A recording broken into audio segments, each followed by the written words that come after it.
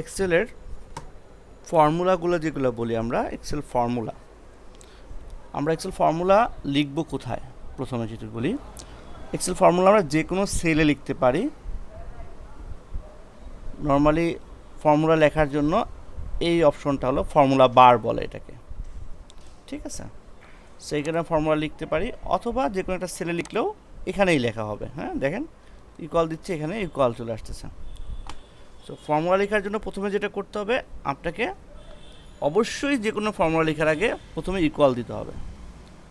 Equal ছাড়া কোনো formula হবে না। আপনি ফর্মুলা লিখে গেলেন আপনার মতো, বাট ইকুয়াল দেন নাই, তাহলে কিন্তু ফর্মুলা কাজ করবে না।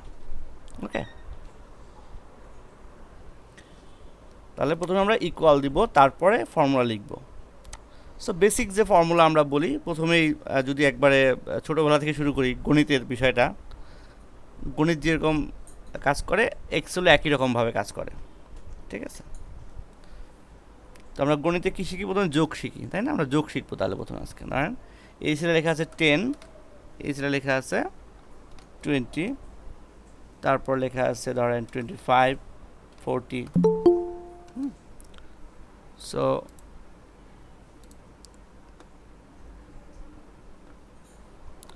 এগুলো আমরা কীভাবে যোগ করতে পারি? আমরা এক্সেলের একটা জিনিস মনে রাখবো যে সেম জিনিস বিভিন্ন ফর্মুলা দিয়ে বিভিন্নভাবে করা যায়, ঠিক আছে? তাহলে আমরা ফর্মুলা দিয়ে করব এটা। তো ফর্মুলা দিয়ে করতে হলে আমরা কি লিখবো? সাম ইকুয়াল দেবো, ইকুয়াল, তারপর স্যার, লিখবো। স্ক্রিনটা একটু জুম করলে ভালো হয়। ওকে ওকে, গুড, ঠিক আছে। এটা খুব ভালো একটা জিনিস মনে করা দিচ্ছেন। আমার আসলে এই জিনিসটা মনে থাকে না ম্যাক্সিমাম ডেতেই। হুম, তো দেখেন এখন ঠিক আছে তো, আরও বড় কাজ করেছে না। দেখেন আমরা কী লিখবো? সাম। তো এই যে আমরা যখন লিখবো, একটা সূত্র লিখবো, তখন কী হবে? যখন লেখা শুরু করব, ওই সূত্রের যে সাজেশনগুলো আমরা যখন ধরেন গুগলে যখন লিখি, আমরা তখন যখন এ লিখি, তখন কিন্তু একের পর এক সাজেশন দিতে থাকে, এ দিয়ে কী হয় বা বি দিয়ে কী হয় যখন বি লিখি। তো এইভাবে গুগল এটাও কী করে, এক্সেলও কী করে, আপনাকে সাজেশন দিবে যে এস দিয়ে, দেন প্রথমে আছে এস দিয়ে কী সূত্র আসছে এগুলো দেখাচ্ছে। আমি যখন ইউ দিলাম, তখন ইউ এর পরে যেগুলো আসে সেগুলো দিবে। তারপরে আমি পুরোটা লিখতে পারি, বা এখান থেকে আমি যে কোনো একটা সিলেক্ট করতে পারি, ঠিক আছে? দেন সামে আমি সিলেক্ট এভাবে ক্লিক করলাম, ক্লিক করে ডাবল ক্লিক করতে হয়, অ্যাকচুয়ালি ডাবল ক্লিক। ওকে, সো সূত্র যখনই আপনি ডাবল ক্লিক করবেন, তখন এই যে জিনিসটা আছে এটা কী হয়ে যায়? বড় হাতের হয়ে যায়, মানে ক্যাপিটাল লেটার হয়ে যায় আর কি। হ্যাঁ, তারপরে ক্যাপিটাল লেটার গেছে এবং একটা ব্র্যাকেট চলে আসে অটোমেটিক্যালি। তার মানে আপনি সঠিকভাবে সূত্র লিখছেন। ওকে, বিষয়টা কিন্তু এরকম না যে আপনি বড় হাতে না আসলে যে আপনার কাজ করবে না, তা কিন্তু না। আমি যদি এইভাবে লিখে যাই ব্র্যাকেট দিয়ে, তাহলে কিন্তু কাজ করবে। বাট যখন আপনি এভাবে লিখলেন এবং এটা ডাবল ক্লিক করলেন, তৎক্ষণাৎ কী হলো? এটা ক্যাপিটাল লেটার হয়ে গেল, তার মানে বোঝা গেল যে সূত্রটা সঠিকভাবে আপনার লেখা হয়েছে। তো দেখা যাচ্ছে কি প্রথমে আছে কি ব্র্যাকেট। আমরা এই সূত্রটা দেখি, এই সূত্রটার পুরোটা আমরা বোঝার চেষ্টা করি কী বলছে। বলছে নাম্বার 1, তারপর নাম্বার 2, এটা হলো সিরিজ একটা, অর্থাৎ কি আমি এই নাম্বার থেকে যোগ করতে পারি, এই নাম্বারগুলো যোগ করতে। তো আমি কীভাবে করতে পারি? এটা তারপর দেখা কী আছে? কমা। সো আমি দিব কমা, তারপর দিলাম এটা, তারপর কমা। দেখেন যখন আমি যেই নাম্বারটা দিলাম তার সেটা হয়ে গেল, কালার হয়ে গেল। আমি যখন একটা কমা দিব, তার মানে এই সিরিজ শেষ, মানে এগুলোকে আমরা সিরিজ বলি আর কি। হ্যাঁ, সিরিজ শেষ হয়ে গেল, পরের সিরিজ বলতে এটাকে নাম্বার দেন, নাম্বার দিলাম, তারপরে দিলাম কি নাম্বার। তার মানে এভাবে আমি যত খুশি যোগ করতে পারি, ঠিক আছে? সো ধরুন আমি 4টা দিলাম, তো দিয়ে আমি বললাম কি এগুলোর যোগ কত, কত বেরিয়েছে? 95। সো এটা একটা যোগফল বের হলো আমাদের, যে কি 10, 20, 25 এবং 40 এগুলো যোগ করে 90 আসলো। সো এভাবে আমরা সাম করতে পারি। আর একভাবে সাম করা যায় কীভাবে? যদি আমরা সরল অঙ্কের মতন এগুলো যোগ করে দিই, কি এটা তারপর যোগ এটা, যোগ এটা, যোগ এটা, এটাও কিন্তু ফলাফল বের হবে। দেখেন কি সেম, তাই না? এখানেও 95 আসছে, এখানেও 95 আসছে।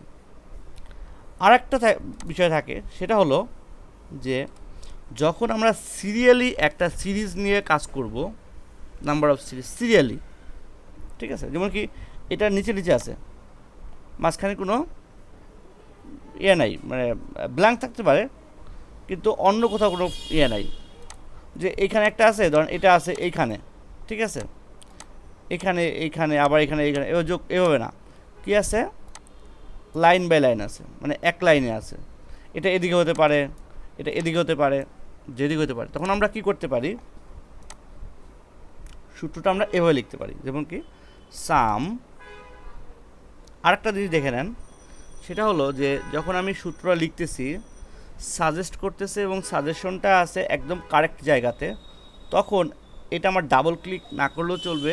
আমরা যদি ট্যাব দিই, ট্যাব, আপনারা দেখবেন ক্যাপিটাল লকের উপরে ট্যাব ইয়েটা আছে, কিবোর্ড, কিবোর্ডটা আছে, কিবোর্ডের বাটনটা ট্যাব চাপি, তাহলেও কিন্তু এটা নিয়ে নিবে অটোমেটিক্যালি। দেখেন ট্যাব দিলাম আমি একবার, তাহলে সূত্রটা নিয়ে নিল। এরপর যখন আমি সিরিজ দিব, এভাবে তাহলে আমার কি এই সিরিয়ালি এটা আছে, এটা এদিকে থাকতে পারে বা এদিকে থাকতে পারে। যখন সিরিয়ালি দিব তখন আমি এভাবে সিলেক্ট করতে পারি। ওকে, হ্যাঁ, এভাবে সিলেক্ট করতে পারি, ম্যানুয়ালিও করা যেতে পারে। তা আমরা এটা মাউস দিয়ে দেখলাম, তারপরে ব্র্যাকেট শেষ, এন্টার দিলাম, তাহলে কি হলো, আমার ফলাফল 95 আসলো। আচ্ছা, আর একটা কী বলছিলাম, যে আমরা ম্যানুয়ালি দিতে পারি কীভাবে, সাম ট্যাব দিলাম, তারপর এটা, তারপর একটা ক্লোন দিলাম, manually clone. So manually clone দেওয়ার সাথে সাথে আমার এই এটা অটোমেটিক্যালি নিয়ে নিছে। সো আমরা এটা ম্যানুয়ালি ব্যাক স্পেস দিয়ে বাদ দিয়ে দিই, দিয়ে কী করলাম, এটাতে ক্লিক করে দিলাম, তাহলে কী হলো দেখেন, C5 থেকে C8 এভাবে নিয়ে নিল। ওকে, ব্র্যাকেট ক্লোজ, দেন এন্টার, তাহলে কী হলো, একই ফলাফল আসতো। দেখেন আমরা চারভাবে আমরা এই কাজটা করলাম। এটা করলাম মাউস দিয়ে করছিলাম, এটা করলাম আমরা কীভাবে সিঙ্গেল একটা একটা করে, এটা করলাম প্লাস চিহ্ন দিয়ে, আর এটা করলাম ম্যানুয়ালি আমরা। আপনারা কি আমার সাথে করতেছেন? জি। হ্যাঁ, আমি করছি। সবাই একটু কষ্ট করে করেন, তাহলে যেটা হবে যে জিনিসটা একবার হয়ে যাবে আর কি। হ্যাঁ, তো চারভাবে আমরা এভাবে ফর্মুলাটা ইউজ করলাম, সাম ফর্মুলাটা। আচ্ছা, এবার আমার একটা কোশ্চেন আছে, এবং আমি কি ইন্টারেক্ট করব একটু, একটা ছোট্ট একটা কোশ্চেন। হ্যাঁ করেন, যেমন স্ক্রিন শেয়ার করবেন নাকি? এই যে আমার, না না কোশ্চেন করি, জাস্ট আপনি আমাকে বুঝিয়ে দিলে হবে। এই যে 95 আমার এই যে এখানে আসলো, হ্যাঁ, সামের পর আমি ফর্মুলাটা এখানে হয়তো C10 সেলে আমি এই যে 95টা পেলাম, সামটা টোটালটা। আমি যে এই জায়গার এই ফর্মুলাটা স্পেশাল পেজ দিয়ে অন্য একটা জায়গায়, মনে করেন আমি এটা পরের রোতে E5 এ আমি এটাকে পেস্ট করলাম, এখানে আমি যখন চেঞ্জ করব তখন E5 এর পেস্ট করাটাতে কি চেঞ্জ করা পসিবল? আমার প্রশ্নটা বুঝতে পেরেছে? আমি আমি বলি, ধরেন এই যে কন্ট্রোল সি আমি কপি করতেছি, হ্যাঁ, সূত্রটা কপি করতেছি, তো সূত্রটা কপি করে আমি এখানে বসাবো না, স্পেশাল পেস্ট আর নর্মাল পেস্ট। স্পেশাল পেস্টটা আসলে অনেক ধরে, আচ্ছা আমি ডিটেলসে যাই। হ্যাঁ, ধরেন আমরা যখন সূত্র কপি করি, এভাবে আমরা যখন একটা জিনিস কপি করি যেটা কিনা আসলে সূত্র, আপনার সাউন্ড অফ করে দেন, আমি বলি, তারপরে দেখেন আপনার কোশ্চেন অ্যান্সার আসে কিনা। হ্যাঁ, দেখেন, হ্যাঁ, আমি বন্ধ করে দিচ্ছি। তো দেখেন আমি যখন একটা সূত্র কপি, মানে একটা সেল কপি করতেছি, সেলটা যদি সূত্রের হয় তাহলে সেটা সূত্রটাকে কপি করবে। ওকে, তা আমি কন্ট্রোল সি দিয়ে কপি করলাম, কপি করে আপনি বলছেন সিফ এখানে আনতে, সো আমি যদি কন্ট্রোল ভি দিয়েই, তার মানে এটা কী হলো, সূত্রকে কপি করলো। দেখেন কন্ট্রোল ভি দিচ্ছি, এটা সূত্রকে কপি করছে। কীভাবে, এটা C5 থেকে C8কে যোগ করছে, অ্যান্সারটা আছে C10-এ, তাহলে এটা কী হবে, এটাও হবে, যেহেতু অ্যান্সারটা আছে E10-এ, তাহলে এটা কি করবে, এই E5-কে থেকে E8 পর্যন্ত এটা নিয়ে আসবে, মানে যোগ করবে। এটা সূত্রের কপি হয়েছে। তো যেহেতু এখানে কিছু নাই, তো এখানে ব্ল্যাঙ্ক দেখাইছে, তো আমি যেখানে লিখি ধরেন 40, তাহলে অটোমেটিক্যালি কী হবে, এখানে 40 হয়ে যাবে। ওকে, আচ্ছা, এখন বিষয় হলো যে যদি আমি আসলে এখানে চেঞ্জ করব আর ফলাফল চেঞ্জ হবে আমার এইখানে, যদি এরকম হয়, তাহলে মানে কি হলো কি, যে আমার রেঞ্জটাকে আমি বা যোগের রেঞ্জটা আমি চেঞ্জ করতেছি না, আমি শুধু যোগফলটার জায়গা চেঞ্জ করতেছি। মানে আমি এইখানে যোগফলটা চাচ্ছি না, যোগফলটা চাচ্ছি এইখানে। আচ্ছা, আমি এইগুলো ডিলিট করে দিই, হ্যাঁ, এগুলো বেশি দেখাচ্ছে। যোগফলটা চাচ্ছি আমি এইখানে। তাহলে কীভাবে আমি করব, তাহলে আমি এইখানে সূত্র লিখতে পারি, ঠিক আছে, যেমন সাম, এভাবে সিলেক্ট করলাম বা যেভাবে করলাম, এখানে অ্যান্সার দিলাম এইখানটা। সো আমি এখানে যদি চেঞ্জ করি, এটা 35 করি, অটোমেটিক্যালি এটা এখানে চেঞ্জ হবে। এটা হলো একটা। জি, বুঝতে পেরেছি। আরেকটা জিনিস দেখেন, সেটা হলো আমি এইখানেও চাচ্ছি, আবার এইখানেও চাচ্ছি। সো আমি ধর এখানে যোগ করছি কি এটা, ওকে, আমি চাচ্ছি যে এইখানেও আমার থাকবে, আবার এখানেও থাকবে। তো আমি এখানে সূত্র দিয়ে তো করতে পারি। আরেকটা জিনিস আছে যে আমি এটা কপি করে অন্য জায়গাতে নিব, সূত্র কপি করব, বাট আমার রেঞ্জ চেঞ্জ হবে না, ঠিক আছে। মানে যখন আমি যখন এই সূত্রটা কপি করতেছি, এখানে আনতেছি, অটোমেটিক্যালি কী হচ্ছে, রেঞ্জ চেঞ্জ হয়ে যাচ্ছে। যদি আমি রেঞ্জ চেঞ্জ করতে না চাই, অর্থাৎ রেঞ্জটাকে আমি এখানেই রাখতে চাই, আবার আমি এখানে সূত্র লিখতে চাই না, এই সূত্রটাকেই কপি করতে চাই, তখন আমরা কি করব, এই যে সূত্রটা আছে, এখানে যে রেঞ্জটা আছে, এই রেঞ্জটাকে আমরা অ্যাবসোলিউট করে দেব, বা ফ্রিজ বলি আমরা। ফ্রিজ শব্দটা বেশ ভালো মানায়, অ্যাবসোলিউট বলে অনেকে, আমি অ্যাকচুয়ালি ইউজ করি ফ্রিজ। এই সেলটাকে আমরা ফ্রিজ করে দেব, মানে সেলের রেঞ্জটা। তাহলে ফ্রিজ করতে হলে আমাদের কী করতে হবে, এই যে সেল আছে C5 থেকে E9, হ্যাঁ, সরি C5 থেকে C9, এইটাকে আমরা ডলার চিহ্ন দিয়ে আমরা ফ্রিজ করে দেবো, অথবা F4, দেখেন F4। এভাবে ই করলে মানে কি হচ্ছে, এই যে সির আগে যে ডলার চিহ্নটা আছে, এটা মানে কলামকে ফ্রিজ করতেছে, আর এই 5-এর আগে যে ডলার চিহ্নটা আছে, এটা এই 5 যে রোটা, 5 নম্বর রো, এটাকে ফ্রিজ করতেছে। ওকে, একইভাবে আমি এই C9টাকেও ফ্রিজ করে দিই। তাহলে কি হলো, আমার এখন কলাম এবং রো এটা ফ্রিজ, আবার এই ক্ষেত্রেও কলাম এবং রো ফ্রিজ হয়ে গেল। ওকে, তো এখন আমি যদি এটাকে কপি করি, অন্য জায়গাতে নেই, এখানে নেই, ধরেন এখানে কিন্তু আমার রেজাল্টটা এটাই দেখাবে, কারণ কি আমি এই যে সেলগুলোকে বা রেঞ্জটাকে আমি ফ্রিজ করে দিয়েছি। দেখেন এই সেল ফ্রিজ হয়ে গেছে। সো এখানে আমি যদি চেঞ্জ করি, একটু বলি, বলেন, এই সেলটাকে আমি চেঞ্জ করি, দেন 30 দিলাম, আমি অটোমেটিক্যালি দুই জায়গাতেই আমার চেঞ্জ হবে। আচ্ছা বলেন, ফিনিশ করার জন্য প্রেস করবোটা কি? আমি বলছিলাম আপনার, একটা সেল, ওকে ওকে, F4, হ্যাঁ, দেখেন F4, এটাতে প্রেস করবেন। F4টা আপনার পাবেন হলো কিবোর্ডের এই জায়গাটাতে, আমি কিবোর্ডটা দেখাই না,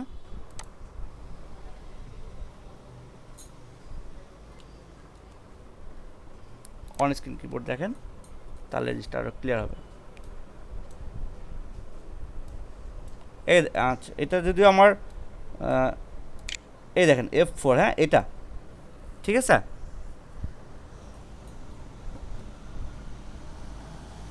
দেখা যাচ্ছে, আপনারা কি পাইছেন F4টা? একবার চাপবেন F4, হ্যাঁ। অনেকের কিন্তু যাদের আপনার ল্যাপটপ, তাদের কিন্তু অনেক সময় যে ফাংশন কি, মানে এই যে ফাংশন কিটা চেপে তারপরে F4 চাপতে হতে পারে, অথবা ওকে, পেয়েছি, থ্যাংক ইউ। একবারে। আর যদি আপনি ধরেন F4 চাপতে সমস্যা হচ্ছে, তখন আপনি ডলার চিহ্ন দিতে পারেন ম্যানুয়ালি। এই যে ডলার চিহ্ন আছে, 4-এ আছে ডলার চিহ্ন, দেখেন এই ডলার চিহ্ন, এই ডলার চিহ্নটাও দিলেও হবে আর কি, ঠিক আছে। এখন F4 চাপার বেলায় সবচেয়ে গুরুত্বপূর্ণ হলো আপনি ফ্রিজ করবেন কাকে। খুব ভালো মতো যদি লক্ষ্য করেন এখানে দেখেন আমি ফ্রিজ করতেছি একই সাথে কলাম, মানে এই যে কলামটা, এই কলামটাকে ফ্রিজ করতেছি, আবার এই রোটাকেও ফ্রিজ করতেছি, তাই না? সো কলামের আগে এই জন্য ডলার চিহ্ন দিছি, আবার রোয়ের আগেও ডলার চিহ্ন দিছি।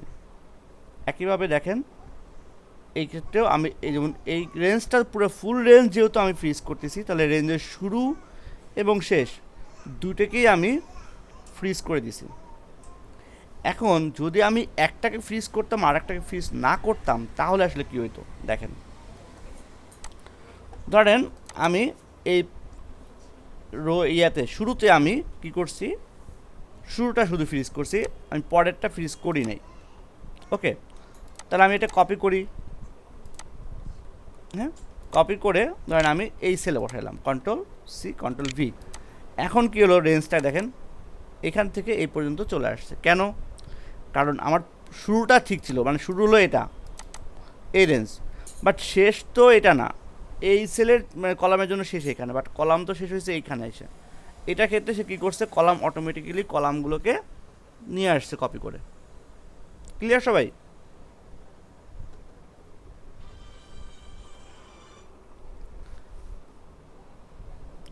তারপর দেখেন আরেকটা বিষয়, যদি আমি শুধু কলামটাকে ফ্রিজ করতাম, এই রেঞ্জ মানে এই রোটাকে ফ্রিজ না করতাম, তাহলে কী হতো? তখন কী হতো দেখেন, Ctrl+C দিয়ে আমি এখানে বসাই, তখন দেখা যাচ্ছে কত 155। কেন? কারণ শুধু কলামটা ফ্রিজ করছে, ঠিক আছে, রো কিন্তু সে ফ্রিজ করে নাই, মানে এই রোটাকে ফ্রিজ করে না। এটা কি হচ্ছে, অটোমেটিক্যালি এইটা 3 রো পরে 1 2 3 নাম্বার রোতে এটা আছে, এটাও 1 2 3 নাম্বার রোর পরের থেকে নেওয়া শুরু করছে। বুঝে গেছে?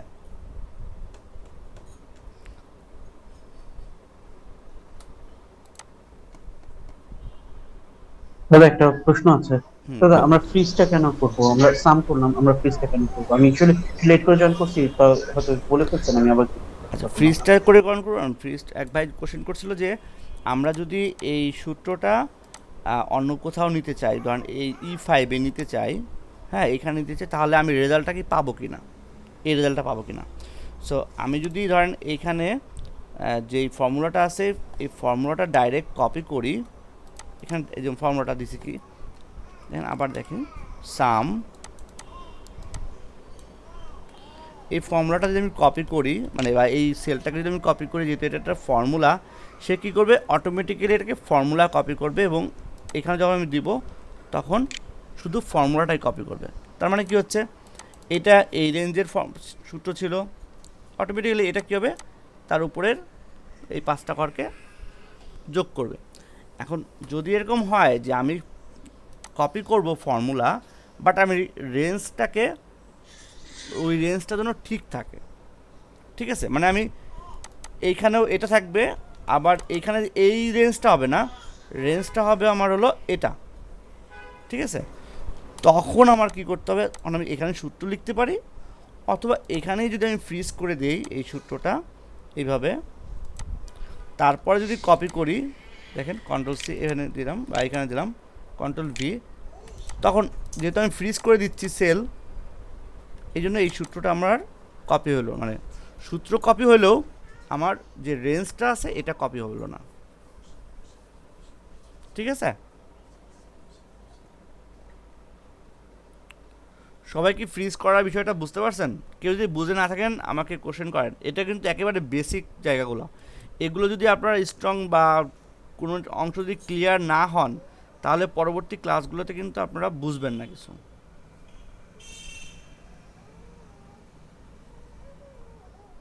ঠিক আছে,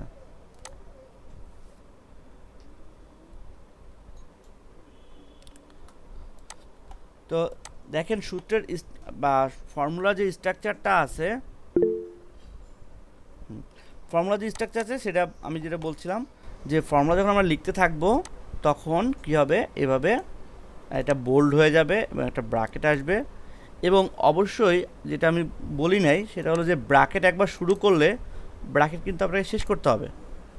যদি আপনি শেষ না করেন যেটা হয় এক্সেল কিছু ক্ষেত্রে ফর্মুলা মানে যেহেতু এটা স্মার্ট ডিভাইস, যে সে বুঝতেছে যে হ্যাঁ আপনার রেঞ্জ এটাই, আপনি এখানে ব্র্যাকেট না দিলেও অটোমেটিক্যালি সে কী করবে, ব্র্যাকেট নিয়ে নেবে।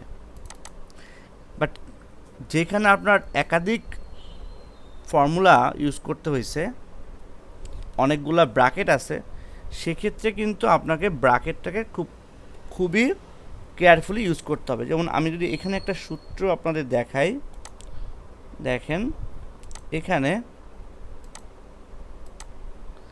দেখেন এখানে অনেকগুলো ব্র্যাকেট আছে, তাই না? এগিয়ে একটা শুরু হয়েছে, আবার এখানে একটা অনেকগুলো ব্র্যাকেট না এখানে দেখেন। লাস্টের দিকে কিন্তু আমার ব্র্যাকেটগুলো শেষ করতে হয়েছে, শুরু করছি যেগুলা, শেষে এসে কিন্তু আমাকে সেগুলা শেষ করতে হয়েছে। হয়তো কিছু কিছু ক্ষেত্রে মাঝখানে শেষ হয়েছে, বাট আলটিমেটলি কিন্তু আমাকে শেষ করতে হয়েছে। যেমন এটা ব্ল্যাক ব্র্যাকেট, এই লাস্টেরটা ব্ল্যাক ব্র্যাকেট।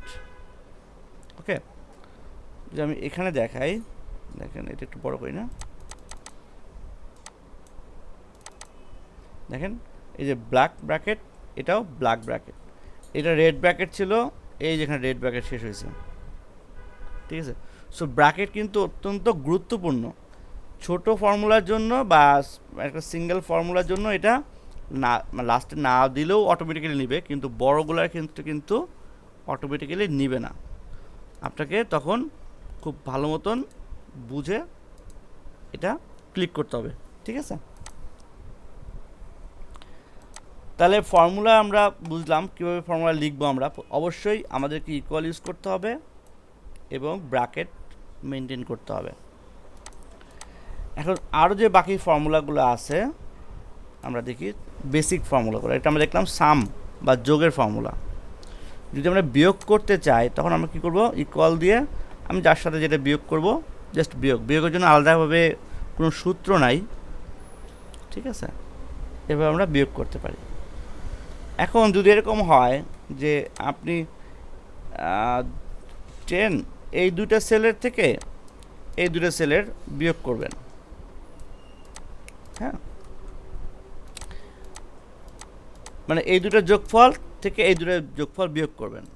বা আরও আমি যদি কয়েকটা নাম্বার নেই, কারণ এই যোগফল থেকে এই যোগফলগুলো বিয়োগ করবেন। আমরা প্রথমে মাইনাস করা দেখি না, কীভাবে মাইনাস করে। দেখেন এখান থেকে এটা যদি মাইনাস করতে চাই, মাইনাস চিহ্ন দিলে আমার মাইনাস হয়ে গেল।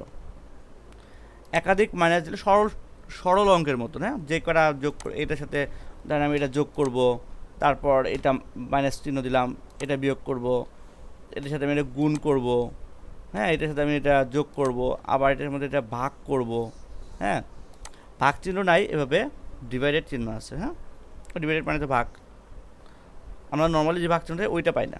ঠিক আছে, তারপর ধরেন এটা যোগ করব বা এখান থেকে এটা বিয়োগ করব, দেখেন কী হলো, অ্যামাউন্ট এটা আসছে। সো এটা একটা সরল অঙ্ক।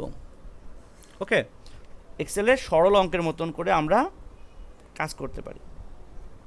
এখন যে এটা বলতেছিলাম, ধরেন আপনি এই সবগুলো থেকে আপনি এইগুলো বিয়োগ করবেন, মানে কি এটার যোগফলের থেকে আপনি এটার যোগফল বিয়োগ করবেন, বা যদি এটা বড় আছে তাহলে আমরা এটা বলি এইখানে যোগফল থেকে আমরা এই যোগফলটা বিয়োগ করব। তখন আমরা কী করতে পারি, তাহলে আমরা কী করতে পারি, নর্মালি যদি আমরা এভাবে চিন্তা করি তাহলে আমরা এই সবগুলোকে যোগ করি, সাম করি, এটাকে সাম, এটা হয়ে গেল একটা।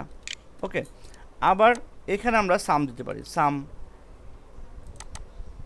এটা হয়ে গেল। ওকে, তারপর আমি কি করব, এখান থেকে এটা বিয়োগ করে দেবো, তাহলে আমার রেজাল্ট চলে আসলো। এখন যেহেতু আমরা কি করতেছি, এক্সেলে করতেছি এবং আমরা সপ্তাহভাবে ছোটো করে ভাগ করে লিখবো না, তাই না, ভাগা দেবো না, এটা একটা ভাগা মতো হয়ে গেল না। তো আমরা পুরো জিনিসটা আমরা একটা সেলে নিয়ে আসি, তাই না। তখন কী করতে পারি, আমরা সাম দিলাম, হ্যাঁ, এটা মাইনাস সাম, এটা দেখেন, তাহলে তো আমার রেজাল্ট আসলো নাকি। তো এভাবে আমাদের মানে একটু মাইন্ডটাকে একটু করে আমাদের এভাবে সূত্রগুলো ব্যবহার করতে হবে।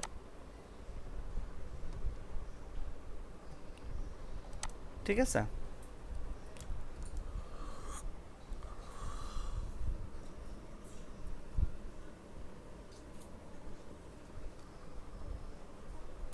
সবাই চুপ কেন? আর কোনো কোশ্চেন নাই?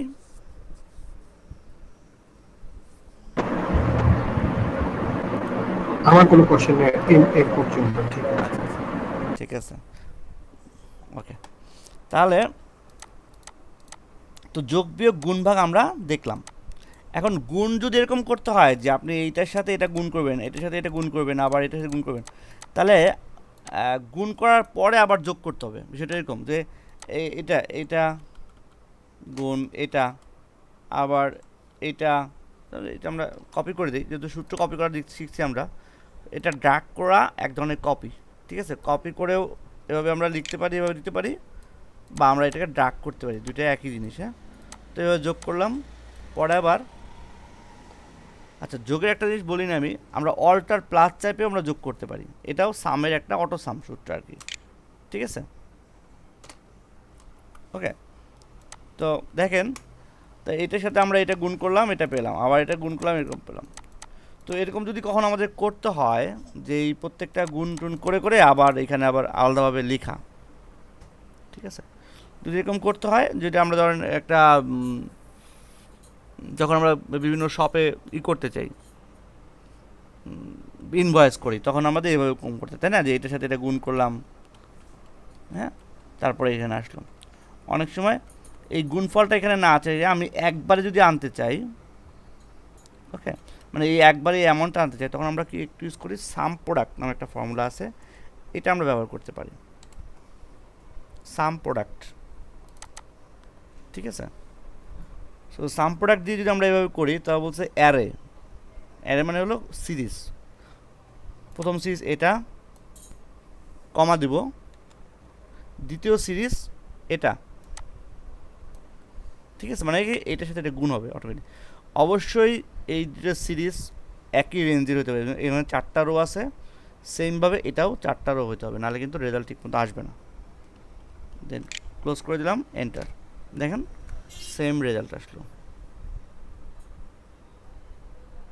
ওকে, তার মানে এই সাম প্রোডাক্ট মানে হলো গুণ করা। তো গুণটা আমরা এভাবে করতে পারি, প্রোডাক্ট দিয়েও গুণ করতে পারি, প্রোডাক্ট দিয়ে আমরা এভাবে নাম্বার এটা কমা এটা, দেখেন এটাও গুণ করে আর কি। আর সাম প্রোডাক্ট মানে হলো, আচ্ছা, প্রোডাক্ট না রেখে যদি শুধু সাম থাকতো তাহলে তো এটা যোগ হইতো, তাই না? হ্যাঁ যোগ হইতো, তার শুধু যোগ হইতো, কিন্তু যোগ হলে আবার সমস্যা আছে। তখন আপনি সাম লিখলেন, হ্যাঁ, সাম লেখার পরে আপনি এই সিরিজ দিলেন, কমা দিয়ে এই সিরিজ দিলেন, তাহলে এটা শুধু যোগ হবে, যোগ, বা আমরা এইভাবে যদি দেখতে দেখি, এই দেখেন 255 যোগ হবে। আর সাম প্রোডাক্ট হলো সাম অ্যান্ড প্রোডাক্ট, মানে প্রথমে প্রোডাক্ট, তারপর তুমি একটা সাথে একটা গুণ করবে, তারপরে যোগ করবে। সাম প্রোডাক্ট অর্থাৎ ফর্মুলার, ওইগুলা গুণ হওয়ার পরে ওই গুণফলের সাথে মানে যোগ হবে, দুইটা গুণফলের সাথে যোগ হবে, তাই তো? হ্যাঁ, মানে বিষয়টা হলো, মানে সাম প্রোডাক্ট দিয়ে কী হলো, প্রথমে এটার সাথে এটা গুণ করলো, এটা পাইলো, এটা গুণ করলো, এটা পাইলো, এটা গুণ করলো, এটা পাইলো, এটার সাথে এটা গুণ করে এটা পাইলো, পরে এই সবগুলোকে আবার যোগ করলো, ঠিক আছে? টোটালটা ইন্টারনালি। তো এটা আমরা যদি এগুলো ডিরেক্ট করি তাহলে রেজাল্টটা এটাই দেবে, এটা তার সাথে এটা গুণ হবে, এবং প্রত্যেকটা এভাবে 1 বাই 1 1 বাই 1 1 বাই 1, এটা এরকম হতে পারে, হ্যাঁ, এরকম হতে পারে, কোনো সমস্যা নেই কিন্তু, সরি। আচ্ছা, এটা পাশাপাশি নয় নিচে নিচে গুণ হওয়ার সিস্টেম আছে কোনো? এখানে থাকবে না, ওই যে এটা সাথে এটা, হচ্ছে যে ওইটা যেমন 10 আর 35 30 আর 40 এইভাবে গুণ হয়েছে, হুম, না হয় যদি নিচে নিচে গুণ হতো 10 আর 30 আচ্ছা, 30 এর মানে সাথে এরকম আবার যাচ্ছে 30। জি জি, 10, কি বলেন, আবার বলেন। মানে ওইটা হচ্ছে যে পাশাপাশি গুণ না হয় নিচে নিচে গুণ হবে, 10 এর সাথে 30 30 এর সাথে আবার 30, তারপরের সাথে আবার নিচে যেহেতু 30 আছে এইভাবে 30 আচ্ছা, এইভাবে যদি গুণ আমরা হবে, এভাবে এবং লিখি, এইটা হ্যাঁ একই কথা, সরি, আচ্ছা,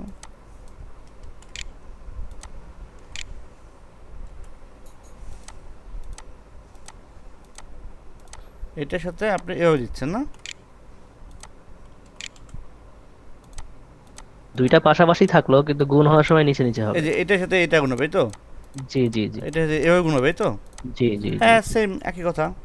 আমি একই নাম্বার নিলাম যাতে আপনার রেজাল্টটা একই আসে, সাম প্রোডাক্ট, তখন আমি সিরিজ বলবো এটা, এইভাবে বলবো এটা, তার সাথে গুণ হবে আমার এটা। ক্লিয়ার? আচ্ছা, বুঝতে পেরেছি। দেন এই যে সেম, দেখেন একটু ছোটো করি এবার, তাহলে দুইটার ক্ষেত্রে বোঝা যাবে। এটার ক্ষেত্রে ছিল এইভাবে, এটা রেজাল্ট আসছে এটা, আর এটা ছিল এইভাবে, রেজাল্ট এটা। এখানে মূল Answer বিষয়টা একই। হলো মানে সিরিজটাকে আপনাকে আইডেন্টিফাই করতে হবে যে কোন সিরিজের সাথে আপনার কোন সিরিজ গুণ। এই যে আমি প্রথম যে সিরিজটা বললাম, এই সিরিজের সাথে আমার এই সিরিজ গুণ হচ্ছে। এখন এটা আমার নিচে নিচেও হতে পারে বা ভার্টিক্যালি হতে পারে, ঠিক আছে?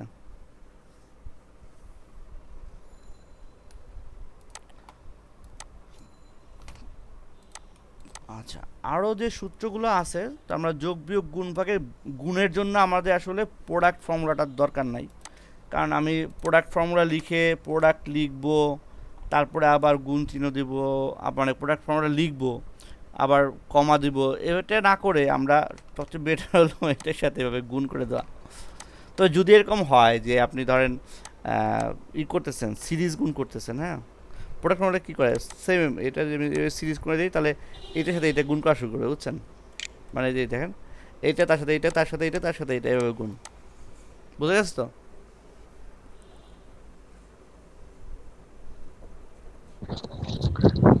মানে এটার সাথে এটা এটা গুণ আরেকবার করবে। একটু বুঝাই দেন। মানে আমরা যদি গুণ করতে চাই এরকমভাবে যে এই যে আমরা যদি সরল অঙ্কের মতো করি, এটা গুণ এটা, গুণ এটা, গুণ এটা, সিরিজের মতন, যেটা যোগের ক্ষেত্রে যেটা করলাম, যে এরকম হয়।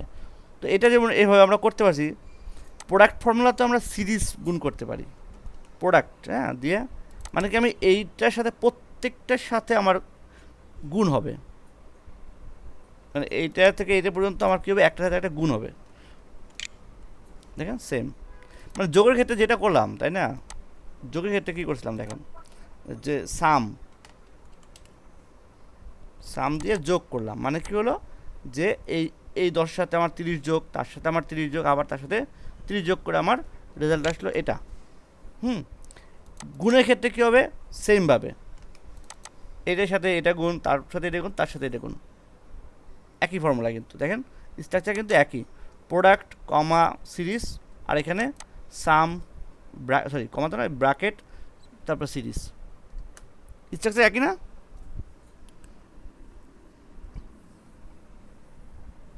জি স্যার। ওকে, ঠিক আছে। তাহলে আমরা যোগ বিয়োগ গুণ ভাগ করা, এখন ভাগ দেখবো না। ভাগের জন্য মানে করা এইভাবে সূত্র নাই, আমরা যেটা একটা সাথে একটা ভাগ করে দিতে পারি এইভাবে, জাস্ট করে ডিভাইডেড দিয়ে, ডিভাইডেড চিহ্ন দিয়ে আমরা ভাগ দিয়ে দিতে পারি। ধরেন আমি এই 35 থেকে 35 ভাগ 10, তাহলে আমরা কী করবো, ডিভাইডেড চিহ্ন দেবো, এভাবে ভাগ করে দেবো, ঠিক আছে? যদি আমরা পার্সেন্টেজ বের করতে চাই তখন কী হবে, তখন আমরা ধরেন 20, 100-র কত পার্সেন্টেজ, 20%, তাই না? আমরা তো নর্মালি বলতেই পারি। তো যদি আমরা করতে চাই দিয়ে, তখন আমরা ভাগ দিব, শুধু ভাগ দিয়ে কি করব, এই পার্সেন্টেজটাতে ক্লিক করে দেবো, দেখেন পার্সেন্টেজ হয়ে গেল।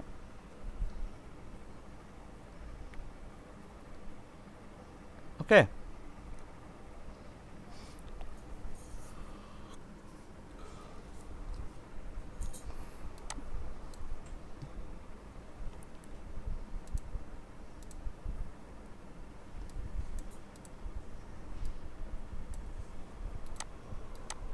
হ্যালো ভাইয়া, বলেন বলেন। যদি আমরা একটা এবার ফর্মুলা ত্রিভুজের যদি আমরা এরিয়া বের করতে চাই, হাফ ইন্টু ভূমি ইন্টু উচ্চতা, এইভাবে দিয়ে, তো এরকম কোনো ফর্মুলা এখানে রেডি করে আমরা গুণ ভাগ করে যে কোনো ভ্যালু দেওয়ার ভ্যারিয়েবল দিলে ওই হ্যাঁ, ফর্মুলাটা অ্যান্সার আসবে না এরকম? ধরেন, ওইটা কিভাবে? হ্যাঁ, আপনার ধরেন ভূমি আছে 10 মিটার, আপনি কী বলেন না, হাফ ইন্টু ভূমি ইন্টু উচ্চতা, তাই না? তাহলে আপনি ওটা ভূমি এটা, জি তারপর আপনার উচ্চতা ধরেন 50 মিটার, তারপর সূত্রটা কি বলছেন, হাফ, হাফ মানে হলো 1/2, তাই না? এটা, জি সো এটা ইন্টু ভূমি ইন্টু উচ্চতা, এই যে, ঠিক আছে? 10-এর জায়গায় 5 দেই তাহলে ওইটা ওরকম কমে আসবে, অটোমেটিক্যালি তাহলে নিয়ে নেবে। হ্যাঁ, 10 এর 250 জায়গায় নয় আপনি আরো হ্যাঁ কম। 5 দিলেন, অটোমেটিক্যালি কমে গেল। এটা ধরুন 10 দিলেন, তো অটোমেটিক্যালি কমে যাবে।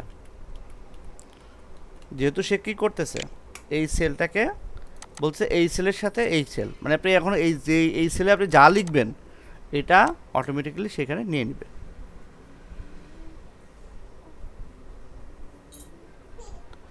আচ্ছা, আপনাদের আমি একটা জিনিস বলছিলাম একটা ক্লাসের মাঝখানে, যে এই অনেক সময় কি হয়, ম্যানুয়াল থাকে তাই না, যে ক্যালকুলেশন অপশনটা ম্যানুয়াল থাকে তাই না, বলছিলাম না, এই যে ক্যালকুলেশন ম্যানুয়াল থাকে। এটা আমি লক্ষ্য করলাম, এই জিনিসটা হয় হলো যদি আপনি একটা রিড অনলি ফাইল ওপেন করেন তখন এই ক্যালকুলেশন অপশনটা অনেক সময় ম্যানুয়াল হয়ে যায়। রিড অনলি ফাইল বুঝছেন তো, যেগুলো আসলে মানে মেল থেকে ডাইরেক্ট ওপেন করা, বা এটা মেনলি হয় মেল থেকে ডাইরেক্ট ওপেন করলেই রিড অনলি অবস্থায় থাকে আর কি ফাইলটা।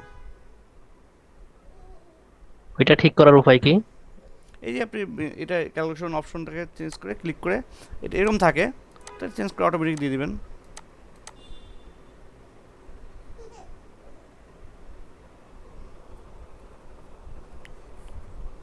আর রিড অনলি ফাইল তো আপনি সেভ করলে এটা আপনার হয়ে গেল, এডিটেবল হয়ে গেল, ঠিক আছে। অসময় কাজও করা যায়, এভাবে করা যায়। তো সবসময় যে হয় আমি তা বলবো না, কিন্তু আমি লক্ষ্য করলাম এরকম বিষয়টা হয় আর কি, মানে ম্যানুয়াল অপশনটা তখন অটোমেটিক্যালি অনেক সময় চলে আসে।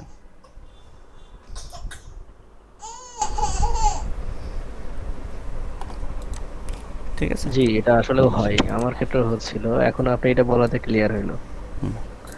মানে আমার এক্সেলে মানে অটোমেটিক সবকিছুই করা, বাট আমি একটা সূত্রের আমার একটা আছে, সেখানে দেখি যে সবকিছু ওরা ম্যানুয়ালি করে দিতে হয়, কোনো চেঞ্জ হইলো হুম হুম যেখানে ফর্মালি আছে সেখানে চেঞ্জ হয় না। আর এখন আপনি বলার পরে দেখলাম যে আসলে ওখানে ম্যানুয়ালি হয়ে আছে ওই ফাইলটা, ওইটা আমি মেইল থেকে ডাউনলোড করছিলাম। হ্যাঁ, রাইট, মেল থেকে আসলে এরকম অনেক সময় হয়ে থাকে, রাইট। তো এখন আমরা তো মোটামুটি এখন এক্সেলের ফর্মুলাটা বুঝছি তাই না। আমি কিন্তু এই ক্লাসটাকে শুধুমাত্র 4টা টপিকস রাখছি। টপিক্সের মধ্যে পুরোটাই হলো আপনার বেসিক ক্যালকুলেশন বললাম, আর ফর্মুলা। বারবার আমি একটা জায়গাতে ফোকাস রাখতেছি, সেটা হলো ফর্মুলা। ফর্মুলা যদি ভালো মতো বুঝেন তাহলে কিন্তু পরবর্তীতে সমস্যা হবে না। আর ফর্মুলা যদি ভাই না বুঝেন, আমি অনেকগুলো ক্লাস করাবো, অনেক বড় বড় ফর্মুলা লিখবো, বুঝতে সমস্যা হবে। দেখেন, এই যে আমি যেটা উদাহরণ দিচ্ছি, মানে কয়েকবার উদাহরণ দিলাম এই জিনিসটা, এখানে অনেক বড় ফর্মুলা একটা লেখা আছে, বাট আপনি যদি ভালো মতো ফর্মুলাটা বুঝেন তাহলে কিন্তু ফর্মুলা ধরতে সমস্যা হবে না। দেখেন এখানে আমি যদি এই বড় ফর্মুলাটা যদি বোঝাতে আমি করি তাহলে কী হবে, যেমন এখানে ইফ ইরোর একটা ফর্মুলা আছে। এই ফর্মুলার এই যে প্রত্যেকটা সেকশন আছে, এই সেকশনটা কী করতেছে, এই ভ্যালু সেকশনটা কাভার করতে চাই আমি ক্লিক করলাম, সাথে সাথে আমার এখান থেকে এই পর্যন্ত একটা সেকশন ক্লিক করলো, মানে এটা কাভার হলো। তাহলে ভ্যালুর ইফ ইরোর অপশনটা কোথায়, এতটুকু। এরপর যদি আমি ইন্ডেক্স ফর্মুলায় যাই, এইটা আসলে কোনটা কাভার করতেছে দেখি যদি আমি, তাহলে দেখবো আমরা অ্যারে, মানে এটা রো নাম্বার, এই পুরোটা রো নাম্বারকে কাভার করছে। ওকে, তারপরে যদি আমি অ্যাগ্রিগেট ফর্মুলাটা আসি, এটা কি করছে, ফাংশন, মানে এইটুকু। তারপরে আছে অপশন, তারপর অ্যারে, এই পুরো অ্যারে, তারপর হলো এটা বলে নাম্বার বলে, এটা অনেক সময় মানে কোন ইয়েটা হবে, কত নাম্বার চাচ্ছি আমি, এরকম সিরিয়ালের কত নাম্বার চাচ্ছি সেটা এরকম। তো এইভাবে কিন্তু এই পুরো সূত্রটা কিন্তু আপনারা ধরতে পারবেন যদি আপনারা ফর্মুলাটা ভালো মতো বুঝেন। তো ছোটো ফর্মুলা দিয়ে বুঝাই। আচ্ছা, এই সূত্রটা তো আপনি আপনার নিজের মতো করে আপনার মানে যেখানে যেটা যেভাবে লাগবে ওইভাবে বানিয়ে নিয়েছেন, হুম তাই তো? হুম হুম তো এখানেও দেখেন ফর্মুলাটা দেখেন, এই যে এই দেখেন এটা কি হয়েছে, C3, এটা কি হয়েছে, কালার হয়েছে, মানে কি এই কালার দিয়ে বোঝাচ্ছে হলো এই সেলের যে এই কালারটা এইটা। আবার D3 দেখেন লাল, মানে হলো এটা এই সেলকে রিপ্রেজেন্ট করতেছে। সরি, এখন আমি সাম সূত্রটা যদি ব্যবহার করি, দেখেন সাম দিলাম, তারপর আমি এটাকে কাভার করতেছি, দেখেন এই যে কালারটা হলো এটাকে রিপ্রেজেন্ট করতেছে কি, এই যে নীল কালারটা আছে এটাকে কালার করতেছে। এখন আমি যেরকম হয় এটা মাইনাস এটা, তখন কী হবে দেখেন -10 দেখাচ্ছে। দেখেন এটা E10 লাল হয়ে গেছে, এটুকু এই কালার হয়ে গেছে। জাস্ট আমি যদি কি করি, এটা চেঞ্জ করে দিই, ধরেন আমি এভাবে দিলাম এটুকু -D3 -E3, দেখেন এখন কিন্তু 3টা কালার, মানে সূত্রটা কি 3 ভাগে ভাগ হয়ে গেছে। এটা একটা, এটা রিপ্রেজেন্ট করছে, লালটা এটাকে, এই কালারটা বেগুনি কালারটা এটাকে রিপ্রেজেন্ট করতেছে। তাহলে আমরা যদি খুব ভালো মতো সূত্রটা বুঝতে পারি তাহলে বোঝা এই জিনিসটা কী করছে, এটাকে করছে এটা, পরবর্তীতে এটা এটাকে, যেমন দুইটা সাম সূত্র ইউজ করি, দেখেন দুইটা সাম ইউজ করি, সাম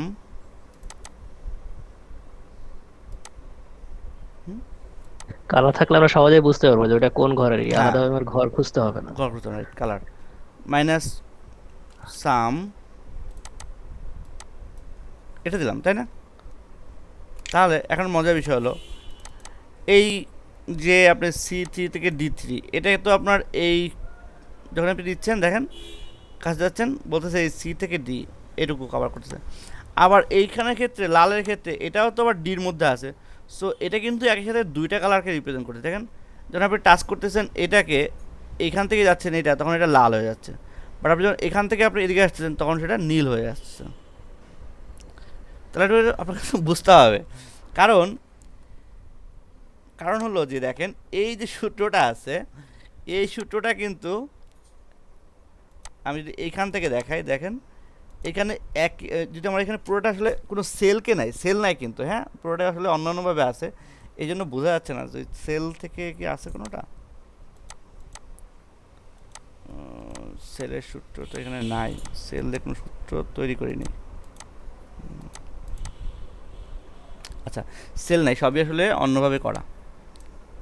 দেখেন একটা মজা, এখানে একটা কিন্তু সেল নাই, দেখছেন একটাও কিন্তু সেল নাই, বাট তারা কিন্তু এক একটা রিপ্রেজেন্ট করতেছে।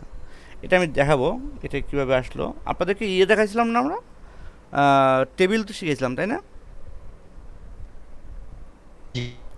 হ্যাঁ টেবিলের সময় তখন তো এটা যতটুকু মানে বলছিলাম যে টেবিলে কি, আচ্ছা নো বর্ডার করে দেওয়া হয়েছে এখানে নাকি? হ্যাঁ কি বলেন, এখানে কি নো বর্ডার করে দেওয়া হয়েছে নাকি এরকম কিছু? এইখানে এই ফরম্যাটটা, জি হ্যাঁ ফরম্যাটটা নো বর্ডার এবং সব করে দেওয়া হয়েছে, সাদা করে দেওয়া হয়েছে।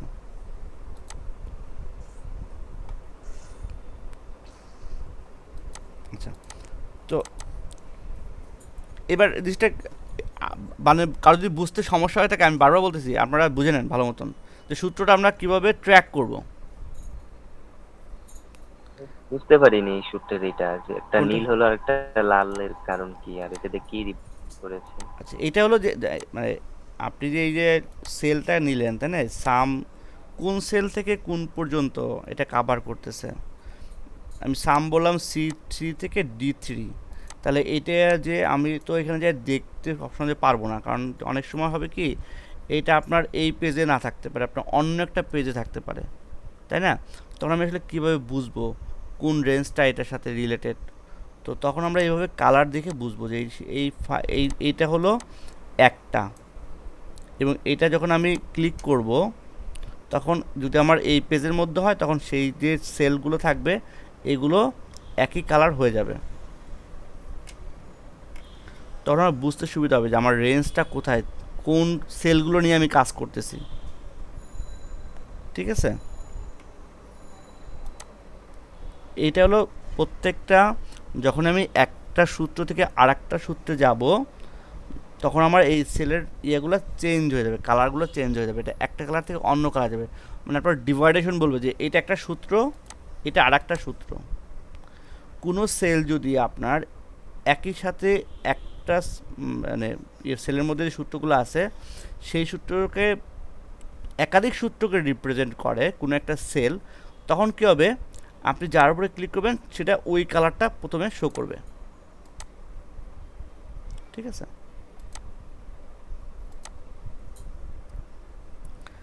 আর আরেকটা জিনিস হলো যে ধরেন আপনি এই যে সেল, এই আমি নাম্বার যখন ক্লিক করলাম দেখেন এটাকে এভাবে করতেছে, আর এটার সেকেন্ড নাম্বার নাই। যদি এরকম হইতো যে সাম দিলাম আমি, সরি সাম দিলাম, এখন আমি এটা, তারপরে ক্লিক এটা, তারপরে এটা, তারপরে এটা, এভাবে দিলাম, ঠিক আছে? প্রত্যেকটা দেখেন ভিন্ন ভিন্ন কালার হচ্ছে। তার মানে হলো এই এক একটা সিরিজ শেষ হচ্ছে, এটা একটা সিরিজের কালার, এটা একটা সিরিজের কালার, এটা একটা সিরিজ, এটা একটা সিরিজ, এটা একটা সিরিজ। তার মানে এক একটা সিরিজ শেষ হচ্ছে আর এক একটা কালার চেঞ্জ হচ্ছে। এবার এই সিরিজগুলো কি র ওয়াইজ ধরেছেন না কলাম ওয়াইজ? না না, এই যে সিরিজ বলতে আমি বলতেছি যে এই যে সূত্রের যে সিরিজগুলো দেখেন, বুঝেন নাই? ও, একটু বড় করে এটা একেবারে ঢালাও হবে মানে যোগ হ্যাঁ, করার জন্য ওই যোগ না, পুরোটা আর আপনি কি। যে কোনো সময়ে আপনি যখন সূত্র দেখবেন তখন এই যে যখন সূত্রের যে গঠন, যেমন এটা সামটা কি হচ্ছে যে সিরিজ, সাম হলো প্রত্যেকটা সেলকে যোগ করবে বা প্রত্যেকটা সিরিজকে যোগ করবে। তো প্রত্যেকটা সিরিজের জন্য এভাবে বলছে, number 1, number 2, number 3, number 4, number 5, এভাবে বলছে। তো এখন আমি একটা সিরিজ শেষ করতেছি, এখন এটা হতে পারে একটা সিঙ্গেল সেল হতে পারে বা একটা সিরিজও হতে পারে। তো ধরেন আমি এটাকে C3টাকে আমি করে অমিট করে দিয়ে আমি পুরো সেলটাকে দিলাম, এই পুরো সেলটা নিচ্ছি, তখন কী হবে, এই পুরো সেলটাই একটা সিরিজ। যতক্ষণ পর্যন্ত আমি একটা কমা না দিব ততক্ষণ পর্যন্ত কিন্তু সে সেকেন্ড সিরিজে যাবে না। আমি যদি কমাটা উইথড্র করি তখন কী হবে, বলবো যে এখন দেখেন একটা সেলের কালার হয়েছে, বাকিগুলো কিন্তু কালার নাই। কেন নাই কালার? বলছে যে এটা আসলে সূত্রটা ঠিকমতো হয় নাই, এই জন্য এটাকে কালার দেখাচ্ছে না। বুঝতে পারছেন? মানে এই যে লেখছি আমি E3 থেকে D3, এরকম নামে কোনো সেল নাই।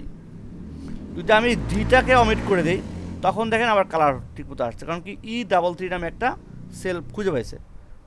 ওকে, বাট এই E3D3 নামে কোনো সেল নাই। বাট আমি যদি একটা কমা দেই তখন কী হলো, হ্যাঁ এবার E3 একটা সেল পাওয়া গেছে, আবার D3 আর একটা সেল, কমা দিলাম, ডিভাইডেশন করে দিলাম, একটা সিরিজ থেকে আরেকটা সিরিজে সেটা চলে গেল। জি স্যার, বুঝতে আর পারছি। একটা জিনিস দেখেন যে এই যে সূত্রের মধ্যে প্রথম দেখেন নাম্বারটার পরে কিন্তু থার্ড ব্র্যাকেট নেই, বাট পরবর্তীগুলো কিন্তু থার্ড ব্র্যাকেট আছে, তাই না?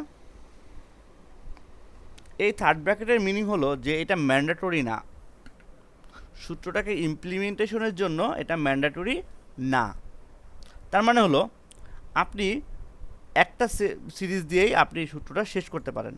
তার মানে দেখেন সাম, আমি একটা সেল দিলাম, ক্লোজ করে দিলাম, আমার সূত্রটা কাজ করবে। বাট আমি যদি এই একটাও না দেই তখন কিন্তু কাজ করবে না, বলে না আপনি সূত্রের সমস্যা, there is problem with this formula. Okay, আমি যদি এভাবে একটা সিরিজ দেই তাহলে একটা সিরিজ নিচ্ছে, মানে কন্ডিশনটা সে ফুলফিল করলো। এরপর আমি কমা দেব, বলছে সেকেন্ড নাম্বার, এখন কমা দেওয়ার পরেই সেকেন্ড নাম্বারটা ম্যান্ডেটরি হয়ে গেল। এখন যদি কমা না দিই তাহলে ম্যান্ডেটরি কিন্তু আসতো না, যখন কমা দিলাম তখন এটা ম্যান্ডেটরি হইলো এক। এখন এটা না দিয়েও আমি বেরোয় আসতে পারি, যদি আমি কমাটা তুলে দিই তাহলে আমার এটা মানে ম্যান্ডেটরি না এক। আর যেহেতু পরেরটা আমার কি থার্ড ব্র্যাকেট, এই জন্য আমার এটা পূরণ করতে হবে না। কিন্তু আমি যদি একাধিক, যেই সব ক্ষেত্রে আমার আছে কন্ডিশন আছে একাধিক, সেসব ক্ষেত্রে বেলা কী হয় সেটা আমরা দেখি। দেখেন সাম ইফ যদি আমি একটা ফর্মুলা ইউজ করি বা ইফ ফর্মুলা ইউজ করি, সাম ইফ দিয়ে তাহলে বুঝতে সুবিধা হবে। সাম ইফ মানে কি যদি সূত্র, এখানে দেখেন কয়টা আছে, দুইটা, একটা দুইটা তিনটা, তাই না সিরিজ? তাহলে এখানে ম্যান্ডেটরি বলতেছে কয়টা, এই প্রথমটা ম্যান্ডেটরি, তারপরটাও ম্যান্ডেটরি, পরেরটা ম্যান্ডেটরি না, যদিও এটাই সাম রেঞ্জ, বাট এটা ম্যান্ডেটরি না। তার মানে এটা না দিলেও আমার সূত্রটা মানে নিবে, হয়তো আপনি ফলাফলটা সঠিক পাবেন না, বাট সূত্র সে নিবে। তখন আমরা রেঞ্জ বলতেছি, তাহলে আমরা রেঞ্জটা একটা সিলেক্ট করে দিই, বললাম হ্যাঁ এটা একটা রেঞ্জ। সো এটা ক্রাইটেরিয়া কি, তখন বললাম এটা ক্রাইটেরিয়া, কিছু নাই বাট ক্রাইটেরিয়া, তাহলে আমি এটা ক্লোজ করে দিলাম, তাহলে সূত্র নিল কিন্তু, দেখছেন? বাট কিন্তু ফলাফল আসলাম সেটা আমি আরেকটু যদি ভালো মতো দেখাই, তাহলে আমরা যে এই সামগ্রীপের সূত্রটা যেটা অ্যাকচুয়ালি, সেটা ধরেন এটা হলো এ আছে, এটা আছে 10, সো এটা বি আছে, এটা আছে 20, এটা আবার এ আছে, এটা আছে 15। এখন আমি বলতেছি কি যে সাম ইফ, হ্যাঁ রেঞ্জ এটা, ওকে। ক্রাইটেরিয়াটা বলতেছি হলো যে আমি শুধুমাত্র যেই সব সেলের পাশে এ আছে সেগুলোকে আমি যোগ করব। ওকে, তাহলে ক্রাইটেরিয়া হলো এটা। এখন যেহেতু আমি সাম রেঞ্জটা ম্যান্ডেটরি না এই ক্ষেত্রে দেখাচ্ছে, তো যদি আমার রেজাল্ট বেরোবে না, বা সূত্র যেহেতু কাজ করে 0, তো যদি আমার সূত্রটাকে সম্পূর্ণ কাজ করতে চাই তাহলে আমার এটাকে সাম রেঞ্জ আনতে হবে। তো সাম রেঞ্জ হলো এটা, মানে এইগুলোকে যোগ করে আনতে হবে। দিলাম এন্টার, তাহলে বলছে কি 25, মানে কি, মানে সূত্রের ব্যাখ্যাতে যদি আমি যাই তাহলে বলতেছিলাম যে যেই সব ক্ষেত্রে এ আছে সেই সব ক্ষেত্রে যোগ করো। দেখেন এটার ক্ষেত্রে 10, এরপরে 10, আর এরপরে 15 যোগ করতে বলছে, এ 10 আর এ, মানে এইভাবে এরপরে যেগুলো আছে সেগুলা। আমি যেহেতু ক্রাইটেরিয়া দিছি, এটা ক্রাইটেরিয়া হলো যে এটা এ, ঠিক আছে। তো এই পাশেগুলোকে যোগ করে নিচ্ছে। আমরা যদি অন্যভাবে নিই, এটা ধরেন অ্যাপেল, এটা অ্যাপেল, এটা অরেঞ্জ, এটা অ্যাপেল। সো বলতেছে যে কি অ্যাপেলের সংখ্যাগুলো যোগ করো। তো অ্যাপেল 10টা এখানে, এখানে অরেঞ্জ 20টা, আবার এখানে 15টা। দেন অ্যাপেলের সংখ্যা কয়টা? 10 আর 15, 25। এবার ক্লিয়ার?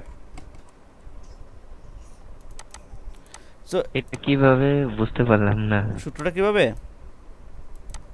শুধু অ্যাপেলকেই যোগ করলো, এটা এটা হলো কিভাবে ফিক্স করে দিলেন? এটা যে বললাম আমি যে আমার রেঞ্জ, এটা একটু যদি একটু জটিল, আমরা পরবর্তী ক্লাসগুলোতে বুঝতে পারলে ভালো হতো। যদি বলে বলছি দেখাই আপনাদের, যদি বুঝতে পারেন ভালো, না বুঝতে পারলে একটু ওয়েট করেন। হ্যাঁ, মানে আমরা আরও 2টা ক্লাস পরে এটাতে যাব।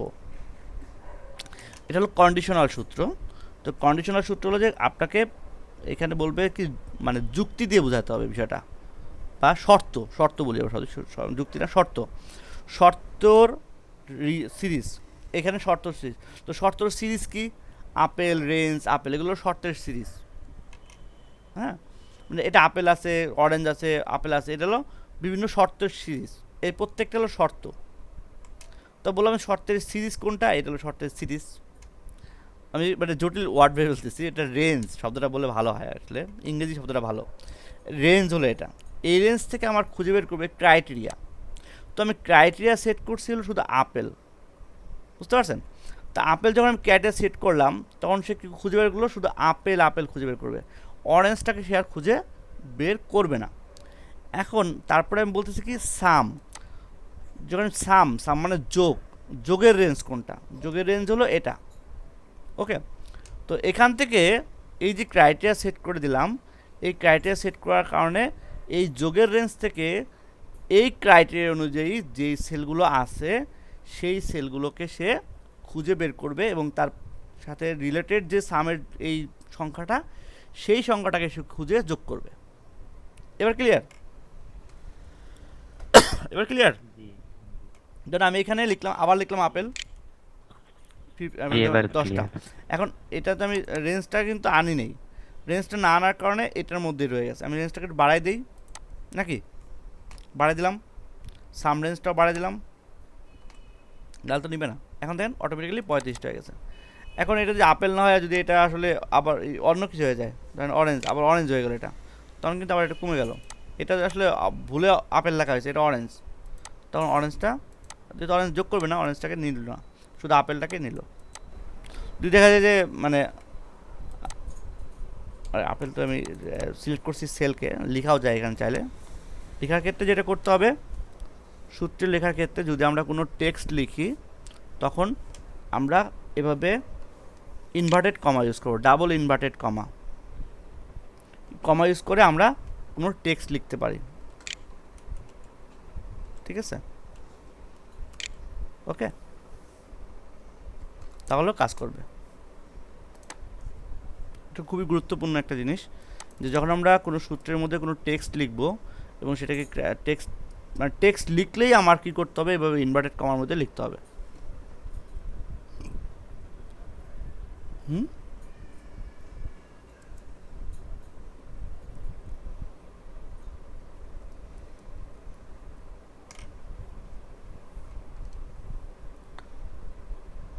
তো এখানেও দেখেন এই যে যে বলতেছি কালার, তাহলে এই কালারটা দিয়ে আমি বুঝছি কি এই সিরিজটা, এই কালারটা দিয়ে বুঝলাম কি আমি এই সিরিজটা, তাই না? বুঝতে কিন্তু সমস্যা নেই। কিন্তু একাধিক কন্ডিশন ইউজ করেও এভাবে যোগ করা যায়। আমরা আজকে না শিখি, আমরা পরবর্তী ক্লাসগুলোতে শিখবো ওটা। হ্যাঁ, আজকে বেশ জটিল হয়ে যাচ্ছে ক্লাসটা মনে হচ্ছে আমার আস্তে আস্তে। আপনাদের বুঝতে সমস্যা হচ্ছে কোথাও না? ঠিক আছে, না ঠিক আছে, ঠিক আছে। আচ্ছা ওকে। তো দেখেন, তো সূত্রর গঠনটা আমরা হ্যাঁ, দেখলাম। ঠিক আছে। এখন আরেকটা বিষয় হলো যে একটা অত্যন্ত গুরুত্বপূর্ণ, সেটা হলো সেল রেফারেন্স। সেল রেফারেন্সটা কি আজকে ক্লাসে আছে না অন্য ক্লাসে? একটু দেখে নিতে।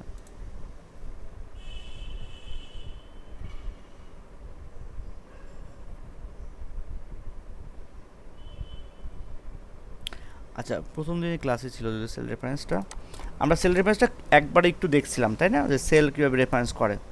অর্থাৎ আমি এই যেহেতু প্রত্যেকটা একটা সেল তাই না, তো এটা রেফারেন্স করার জন্য আমরা কী করতে পারি, ইকুয়াল দিয়ে আমরা যে কোনো একটা সেলকে রেফারেন্স দিয়ে আনতে পারি। যেমন এই সেলটাকে এই রেফারেন্স আনলাম, তো সেল রেফারেন্স এটা হলো লিঙ্ক করলাম আমরা এটাকে।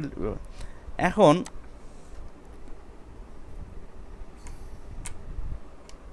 আমরা এটা শুধু এই শিটের মধ্যে না, আমরা অন্য একটা শিট থেকেও কিন্তু আমরা এভাবে লিঙ্ক করতে পারি।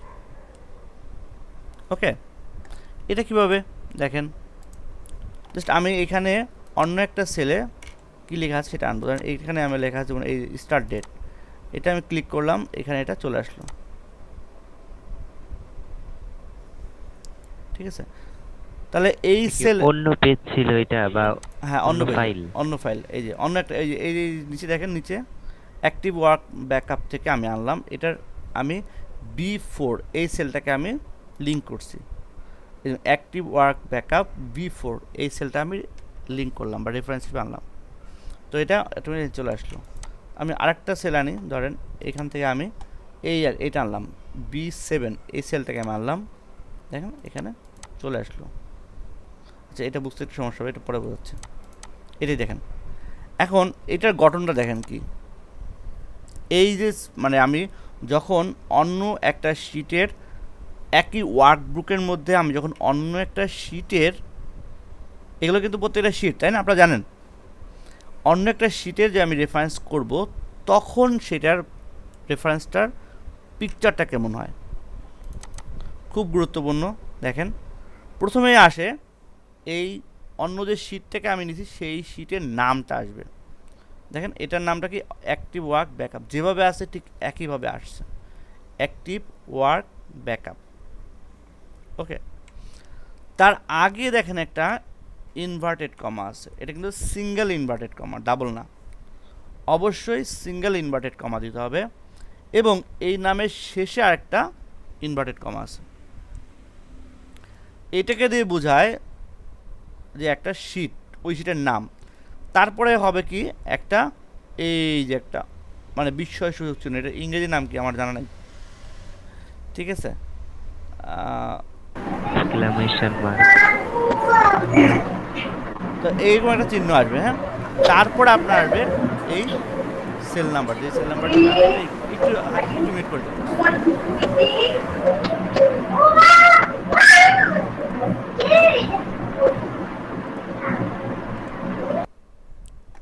ঠিক আছে, তো এরপর আসবে কি, এই যে সেলটাকে আমি সিলেক্ট করছি সেটা।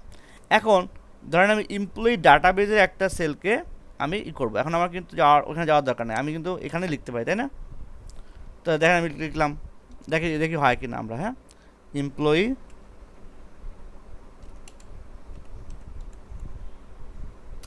ডাটাবেস, ছোটো হয়ে দেন, অটোমেটিক্যালি এটা বড় হতে নিয়ে নেবে, সমস্যা নেই।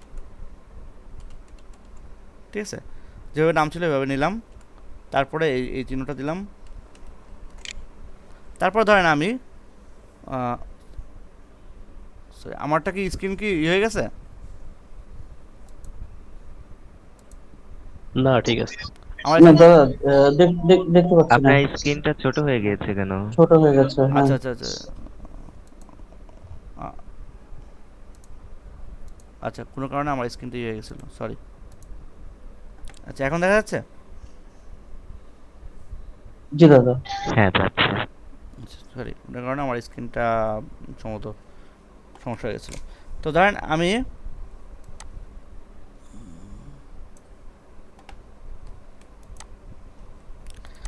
এই এমপ্লয়ি ডাটাবেজের এই সেলের ধরেন আমি এটা কত নম্বর সেলে আছে, আচ্ছা এখানে এতে আমার লেখা নাম লিখলাম, ধরেন অলোক, ঠিক আছে।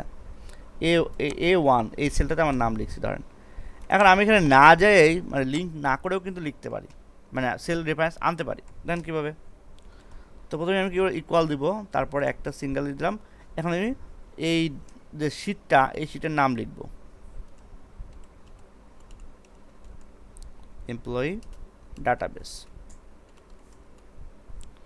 নাম লিখলাম, দেন এটা ক্লোজ করে দিলাম, তারপরে এভাবে চিহ্নটা দিলাম, দেন A1, দেখেন নাম চলে আসছে। তাহলে আপনারা কিন্তু যায়া লিঙ্ক করতে হলো না, কিন্তু ওই সেলে যায়া।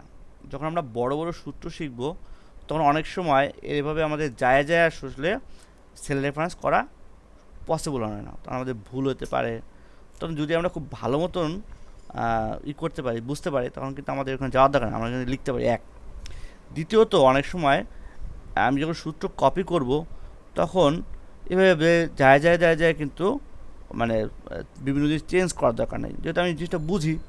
আমার A1 না, আমার আসলে ভুল হয়েছে, আমি আসলে A100 চাই, তো 100 দিয়ে দিলাম, হয়ে গেল চেঞ্জ নাকি।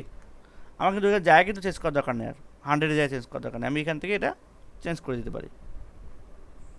তো এই জন্য আপনাকে খুব ভালো মতন এই সেল রেফারেন্সটা বুঝতে হবে। তো গঠনটা আবার দেখেন, সেল রেফারেন্সের গঠনটা সেটা হলো প্রথমে ইনভার্টেড কমা, তারপরে আপনি যেই সেলটা নিয়ে করতেছেন সেই সেলের নাম দিবেন, দেন কী করলেন A100 দিলেন, হয়ে গেল। ওকে, এটা গেল একটা নিজস্ব ওয়ার্কবুকের মধ্যে। এখন আপনি যদি অন্য আরেকটা ওয়ার্কবুকের সেল রেফারেন্স দেন, এটা দিয়েও তো কাজ করা যায় নাকি। ধরেন আপনি এই সেলটার নেবেন,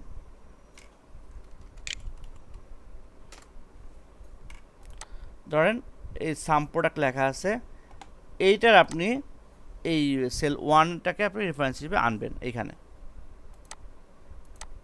এই শিটের নাম তো এই অলোক, তাই না? আর এই এক্সেল বুকের নাম হলো এক্সেল বাংলা, এক্সেল বাংলা। তো আচ্ছা, এই বাংলা লিখতে একটু সমস্যা হয়, বাংলা ক্ষেত্রে হয়তো রেফারেন্স ঠিক মতো নেয় না। আমরা একটা ইংরেজি ফাইল নাম লেখা আছে, ওইটা দেখি। আচ্ছা, ভাউচার ফরম্যাটটা নিই আমরা, না? তো দেখেন এই যে ভাউচার ফরম্যাট আছে এটা, এখন এইটার রেফারেন্স হলে তখনকার পিকচারটা কেমন হয় দেখেন। ইকুয়াল দিলাম, ভাউচার ফরম্যাটে গেলাম, ধরেন আমরা এই A1টাকে নিচ্ছি, এন্টার।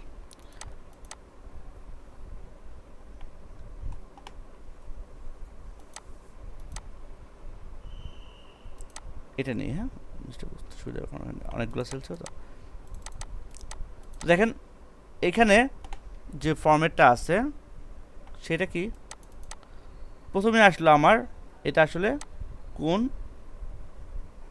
ওয়ার্কবুকের নাম। যখন আপনি ওয়ার্কবুক চেঞ্জ হচ্ছে তখন আমার কী হবে, এভাবে ওয়ার্কবুকের নামটা আসবে, ওর নাম কি ভাউচার ফরম্যাট।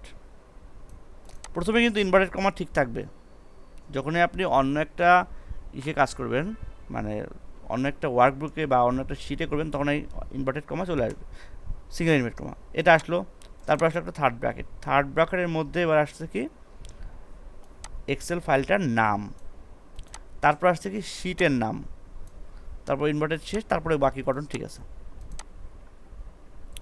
তো এক্সেল কি করে এভাবে, মানে নাম এসছে বলেই থার্ড ব্র্যাকেটটা দেওয়া হয়েছে। রাইট রাইট, থার্ড ব্র্যাকেটটা আসছে শুধু ওই এক্সেল শিটের এর কারণে। যদি করে শিটের নাম না থাকে তাহলে তো ডাইরেক্ট ওই যে আপনার ইয়েটা মানে বিস্ময়সূচক চিহ্নটা আসতো ওখানে। কি শুধু কি আসলে, মানে যদি এর আগে যেমন দেখলাম যে শিটের নাম ছিল না, ওখানে জাস্ট শুধু হচ্ছে যে ইয়ে ছিল আর কি, কোন ফাইলটা থেকে নেওয়া হয়েছে ওইটার নাম ছিল, সেক্ষেত্রে থার্ড ব্র্যাকেট ছিল না ওখানে। না না, হ্যাঁ থার্ড ব্র্যাকেট এই পুরো তখন ছিল, তখন এই ইনভার্টেড কিন্তু ছিল, এটা কিন্তু থাকবেই, এইটুকু। যে ইনভার্টেড ছিল কিন্তু থার্ড ব্র্যাকেটটা ছিল না। হ্যাঁ, এটুকু ছিল না, এটুকু ছিল না। তো এটার কারণ হলো মানে এখন যেহেতু আপনার অন্য একটা ওয়ার্কবুক, তাহলে আপনাকে এক্সেল ওয়ার্কবুককে আপনাকে ইন্ডিয়েট মানে করতে হবে, আপনার আইডেন্টিফাই করতে হবে। তো ওয়ার্কবুকে আইডেন্টিফাই করার জন্য আপনাকে এই ফরম্যাট, থার্ড ব্র্যাকেটের মধ্যে সেই ওয়ার্কবুকের নাম। ওকে, তারপর আসতেছে হলো ওই ওয়ার্কবুকের কোন শিট, ঠিক আছে, কোন শিটকে আপনি আইডেন্টিফাই, এটা হলো আমার এই শিটের নাম দিয়ে। ওকে, তারপর আসছে হলো এই বাকিটা। এখন মজার বিষয় হলো আমি কিন্তু এই শিট 2 এটা কিন্তু এভাবে যদি লিখি, আমরা দেখেন এইভাবে যদি লিখি শিট 2, হ্যাঁ, ইম্পোর্টার দিলাম, এটা দিলাম, এটা দিয়ে ধরেন আমি এই V5 এটাকে রিপ্রেজেন্ট করাচ্ছি। দেখেন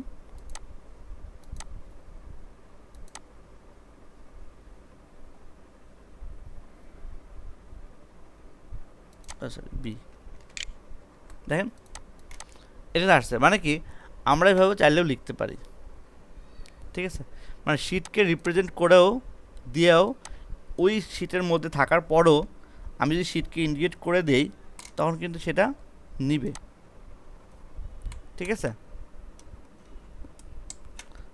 বুঝতে পারছেন? এটা কেন দরকার বা কেন দিলাম মেইনলি সেটা হলো যে অনেক সময় আমাদের কিছু কিছু সূত্রের ক্ষেত্রে শিটটা উল্লেখ করতে হয়, এই শিটটার মধ্যে আছে বা এই শিটটাকে রিপ্রেজেন্ট করতেছে, তখন শুধু সেল নাম্বার দিলে হয় না, শিট নাম্বারটাও গুরুত্বপূর্ণ। আমরা দেখাবো কোথায় এটা আসলে প্রয়োজনটা বেশি। তো ওই সব ক্ষেত্রে আমার শিট নাম্বারটা দিয়ে দিতে হবে, যদিও ওটা সেল নাম্বার আসবে, তো সেল নাম্বারকে বাদ দিয়ে আমরা শিট নাম্বারটা এভাবে দিয়ে দেবো, তখন আমাদের সূত্রটা ভালো মতো কাজ করবে, নাহলে সূত্র ঠিকমতো কাজ করবে না।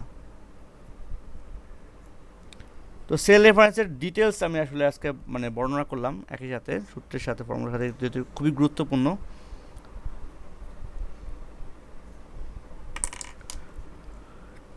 তো মোটামুটি আজকে ক্লাসে এগুলো ছিল। তো আপনাদের যদি কোনো কোশ্চেন থাকে এখন করতে পারেন।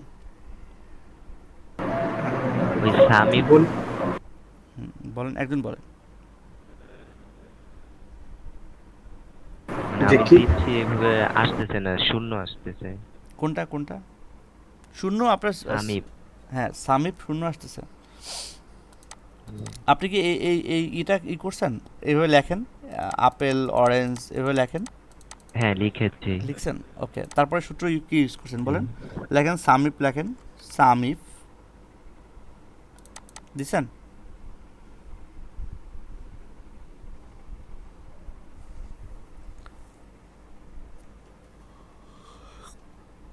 জি লিখেছি। ওকে, সামিপ দেওয়ার পরে রেঞ্জ, তো রেঞ্জটা সিলেক্ট করেন এভাবে, তারপরে কমা, তারপর ক্রাইটেরিয়া দেন, তারপরে সাম রেঞ্জ।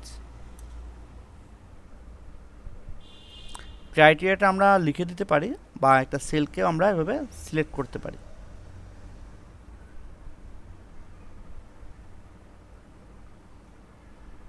ক্রাইটেরিয়া দেওয়ার পরে কমা দেন, কমা, তারপরে যে সেল এই যে সাম রেঞ্জ, সাম রেঞ্জ জি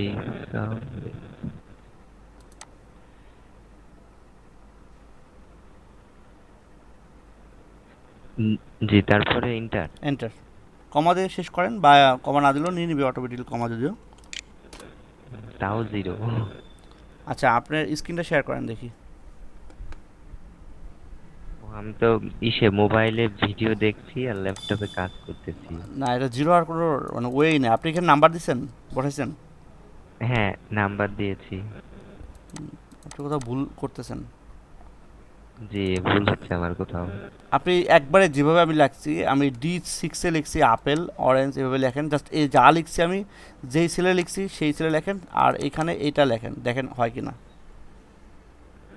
জাস্ট এটা এই যেভাবে লিখছি এভাবে লেখেন।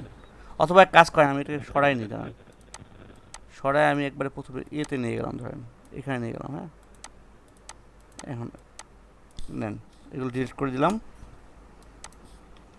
এখন আপনি একদম প্রথম A1-এ আপেল লেখেন, A2-তে অরেঞ্জ অরেঞ্জ অরেঞ্জ, আর B-তে লেখেন এইটা, ঠিক আছে। আর আপনার যে যোগটা আছে এটা করেন D-তে, দেখেন হয় কিনা।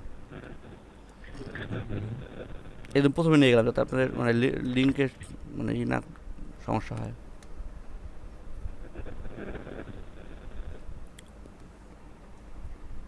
আচ্ছা, আপনি করতে থাকেন। আর মাহমুদ হাসান ভাই কি বলছেন বলেন।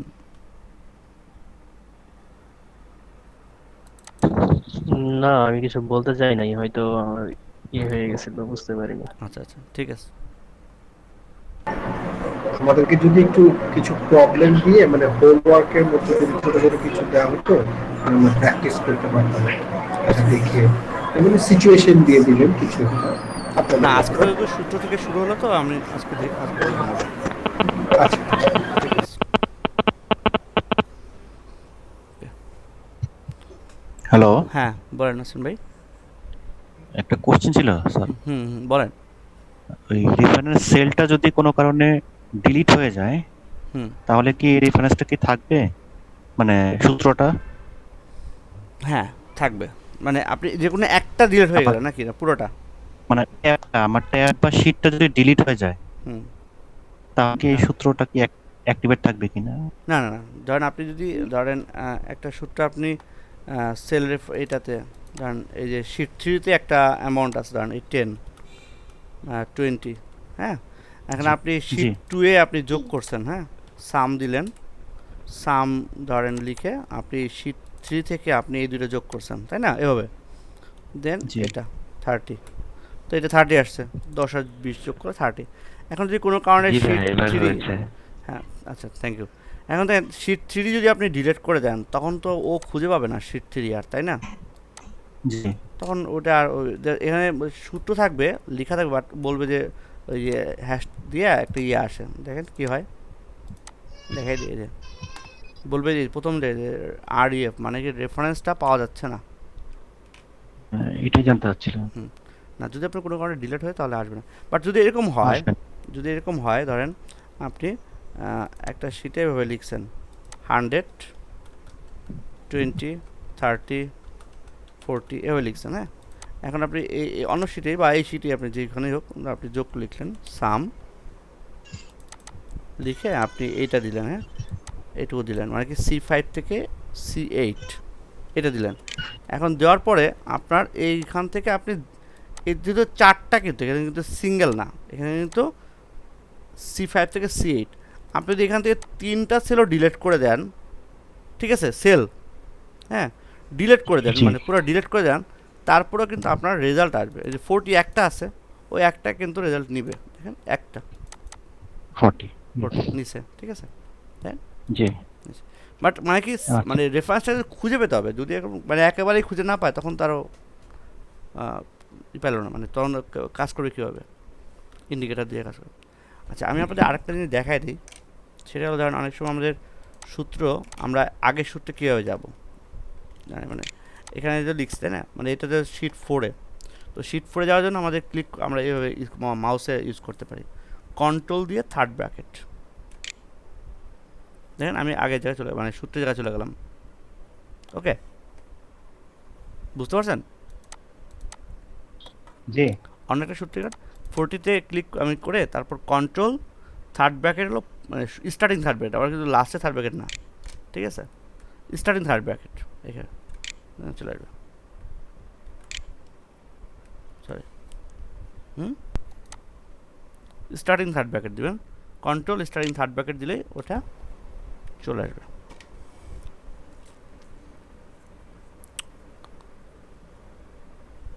আচ্ছা, আর কারো কোনো কোশ্চেন আছে বলে আস্তে আস্তে করেন।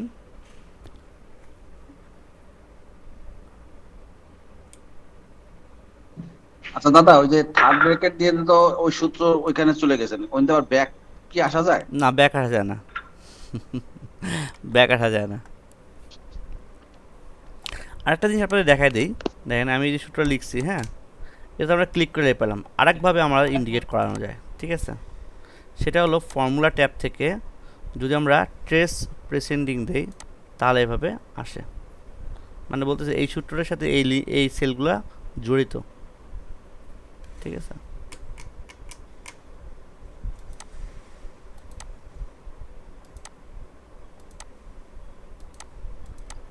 আবার এই যে এটা, বলেন, বুঝি নাই, এটা কীভাবে আনলাম, এই যে ফর্মুলা ট্যাব থেকে ট্রেস প্রেসেন্ডিং প্রেসিডেন্ট, হ্যাঁ, এটা ক্লিক করলে এই সূত্রটা কোন কোন সেলের উপরে ডিপেন্ড সেটা আসবে। আরেকটা মজার জিনিস দেখাই, ধরেন আপনার এই এই যে সেলটা এটার সাথে এটা জড়িত, আবার ধরেন আপনি এটা করছেন যে এইটা যোগ এইটা একটা বের করছেন, হ্যাঁ, আবার ধরেন এইটার সাথে করছেন এইটা যোগ এইটা, আবার একটা জায়গায় করছেন এরকম, নিচে দেখাই তাহলে সুবিধা হবে, এইটা যোগ এটা, ধরেন এরকম। তাহলে কি হলো, এই যে 20 সেলটা এটা এই সূত্রের সাথে জড়িত, দেখেন এই সূত্রের সাথে জড়িত, এই সূত্রের সাথে জড়িত, আবার এই সূত্রের সাথে জড়িত। তাহলে আমি যদি 20-এর উপরে ক্লিক করে বলি এটা আসলে এই সেলটা কোন কোন জায়গাতে ইউজ হয়েছে এটা আমরা খুঁজে বের করতে পারবো। টেস্ট ডিপেন্ডেন্ট দিলে আমরা এটা পাবো, দেখেন এটা এখানে, এটা এখানে, এটা এখানে, এটা এখানে, ঠিক আছে, মানে এই জায়গাগুলোতে এই সেলটার ব্যবহার হয়েছে।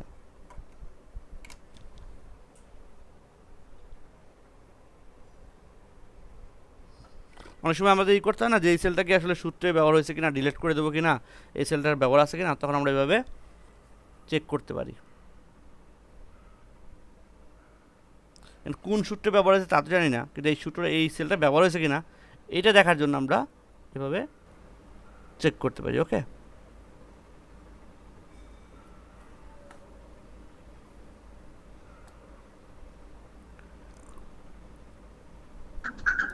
আচ্ছা দাদা, এটা যে দেখালেন, হুম মানে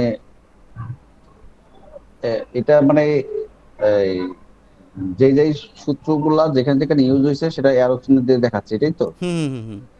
মানে এই সেলটা, এই সেলটার উপরে ডিপেন্ডেন্ট কারা, বিষয়টা হলো এরকম।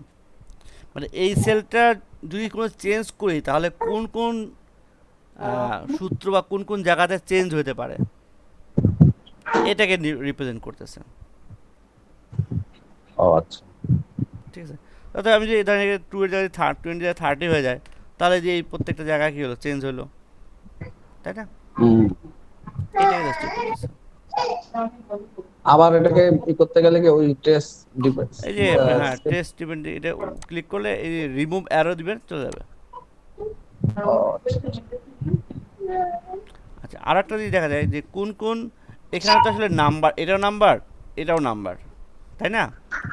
তো এই নাম্বার কোনটা সূত্র কোনটা দেখার জন্য আমরা যদি শো ফর্মুলা দিই তাহলে একবারে দেখাবে কোনটা আসলে ফর্মুলা আর কোনটা সূত্র। যে সূত্রগুলো দেখাচ্ছে দেখেন, এটা সূত্র, বাট এটা একটা নাম্বার, নর্মাল নাম্বার, ঠিক আছে, এগুলো সূত্র। এবার আমরা একবারে দেখতে পারি আমরা শো ফর্মুলা দিলে, ও আচ্ছা। ঠিক আছে।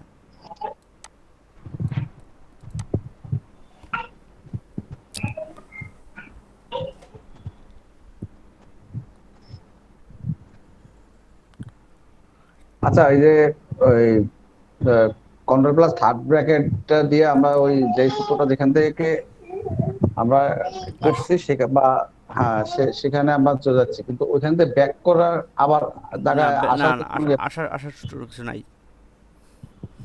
ভাইয়া ভাইয়া আমার প্রায় প্রায় গুলো সূত্রগুলো দেখা গেছে হ্যাশ দিয়ে হুম, হ্যাশ দিয়ে আসে। ভরে যায়, এটা আবার কিভাবে শো করে? হ্যাঁ, বুঝতে পারি না, আরো বলেন। জি, হ্যাশ দিয়ে ভরে যায়, মানে ও, অনেক ডেটা আছে যেগুলো হ্যাশ দিয়ে ভরে যায়। হ্যাশ দিয়ে ভরে গেলে প্রথমে মানে বুঝতে ঠিক হবে যে লিখি এই জিনিসটা ওটাকে হ্যাঁ, কিভাবে আনহাইড করব? না এই যে এরকম এটাও তো হ্যাশ হয়ে যাবে। আচ্ছা, এটা না তো, এটা তো হয় নাই। অনেক ক্ষেত্রে হয় কি হ্যাশ হয়ে যায়, এটার কারণ হলো যে ওই নাম্বারটা ওইটার মধ্যে মানে নাম্বারটা ওই জায়গাতে কাভার হচ্ছে না, তখন আপনি ডাবল ক্লিক করবেন, অটোমেটিক্যালি যতটুকু দরকার নিয়ে নেবে প্রথমত এটা। আর যদি তারপর না নেয়, তাহলে এটা আসলে নাম্বার ফর্মেট আসছে, তো এটা যদি আমি একটা অন্য ফর্মেট দিই তাহলে জিনিসটা আসলে ক্লিয়ার হবে। ধরেন আপনি এটা ডেট ফর্মেটে দিলাম, ঠিক আছে। এখন বিষয়টা হলো যে এইটা আসলে ডেট না, বাট ডেট ফর্মেট হয়ে গেছে, ওটা ফর্মেট চেঞ্জ করে হতে পারে, দেখতে হবে ফর্মেটটা আসলে কী আছে। তো প্রথমে নাম্বার ফর্মেটে নিলে আমি এটা, বা জেনারেল ফর্মেটে নিলে আমি পাই যাবো, তাই না? এটা হয়ে গেল এক, এটা একভাবে চেঞ্জ। দ্বিতীয়ত হলো যে মানে ফর্মেটিংগুলো দেখতে হবে প্রথম। আরেকটা জিনিস দেখতে হবে যে এটা জায়গার মধ্যে কি এটা কাভার হচ্ছে কিনা, মানে জায়গার জন্য সমস্যা হচ্ছে কিনা। যদি এরকম এরকম অনেক সময় হয় যে ধরেন আপনি লিখছেন এখানে আজকের ডেট, টুডে টুডে দিলাম, আজকের ডেটটা বেরোলো, তাই না?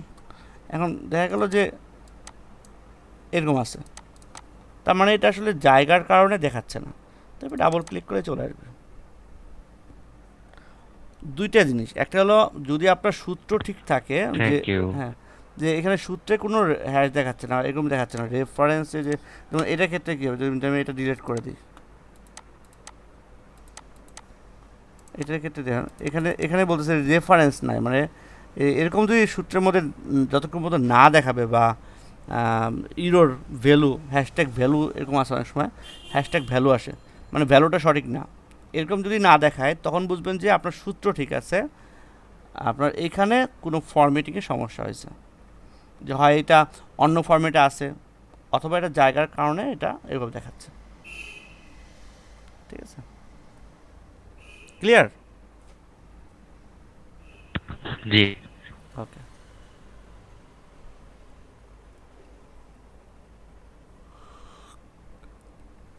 আপনারা কি আমার সাথে প্র্যাকটিস করতেছেন? সত্য কথা বলেন তো, যারা যারা প্র্যাকটিস করতেছেন না, কে কে প্র্যাকটিস করতেছেন আর কে প্র্যাকটিস করতেছেন না আমার সাথে, মানে যেই ক্লাসের মধ্যে? হ্যাঁ, আমি করতেছি হালকা পাতলা। না, করতেছি হবে। সবাই একটু কষ্ট করে করেন, তা না হলে দিন শেষে আমাকে বলবেন যে ভাইয়ের কাছে আমি কিছু শিখি নাই, এই কথা যেন আমি শুনতে না চাই। মানে আমার কাছ থেকে মানে কেউ করে পরে দিন শেষে বলবে যে ভাই আমি তো কিছু শিখতে পারলাম না, এটা আসলে আমার জন্য খুবই কষ্টকর। 10জনকে আমি 10জন যদি বলে যে হ্যাঁ দাদা আপনার কাছে আমি কিছু শিখছি, আর একজন যদি বলে যে দা আমি আসলে কিছু শিখতে পারিনি, এটা আমার কাছে অনেক বেশি কষ্টকর লাগবে। 10জন বলছে আমাকে, সেটার থেকে একজন শিখতে পারে না, এটা আমার কাছে খুবই মানে লাগবে, কষ্ট লাগবে। ঠিক আছে, এই জন্য সবাইকে অনুরোধ করতেছি যে অবশ্যই আমার এই যখন আমি দেখাবো আপনাদের ল্যাপটপ বা পিসি যেটাই থাকুক না কেন প্র্যাকটিস করবেন। ঠিক আছে,